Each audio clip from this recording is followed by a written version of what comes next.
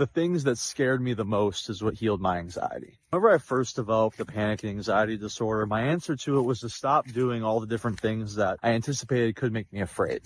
So avoidance. I gave up some of my favorite things in the world: exercise, hiking, and going out and seeing friends. This worked in the short term because I took away the things that were the big triggers for the panic. But what happens whenever you shrink your comfort zone is your comfort zone closes in around you and chokes you out until you have nothing left but laying in bed. More specifically, whenever you avoid a trigger, your brain assumes that it's dangerous. So your brain is literally conditioning to associate that sensory data with threat, because your brain assumes, well, if you're running from it, it must be dangerous. And so, like he said, it can serve the short-term goal of just feeling better, but in the long term, you're actually making things worse, because through that continual avoidance, you're just continually communicating to your nervous system that there's danger all around you. Your brain starts to think that all these healthy, normal activities are dangerous, and suddenly the gap between you and life just gets bigger and bigger and bigger. Once I started using the things that scared me as a compass to know what it was I needed to work on and what it was I needed to practice doing and run towards,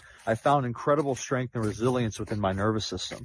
You see, if you're afraid to do something because you know it might trigger panic, but you go and do that thing anyway, and you do it repeatedly, even if you do panic, you show your body that that thing is actually safe to do. Yes, exposure is a counter response to threat. So the more that you expose yourself to something, the more that your brain will believe that it's safe. Because if there was a lion there or some sort of threat, the last thing that you would do is exposure. I also teach my clients to couple exposure with relaxation to double the signals of safety. But yes, this is really good. And that panic isn't something you need to avoid so strongly. This is why exposure therapy is one of the best ways to cure anxiety. It's really easy to figure out what it is you need to exposure on. It's one thing that will communicate safety to your nervous system. I teach my clients 5 foundations of safety. There's other things that we need to do as well. But yes, this is one way to show your nervous system that you're safe. To leave fight, flight, freeze response is to start to face the thing that you are avoiding. If you're afraid to drive, go get in the car, even if it's for 10 minutes. If you're afraid to go to the gym, go have a nice light exercise. If you're afraid to go out with friends, go meet up with one really good friend and have some coffee or some tea. You want to start small, but once you start pushing into the direction that you're afraid of, you'll notice incredible and oftentimes very quick gains, improvement, and healing.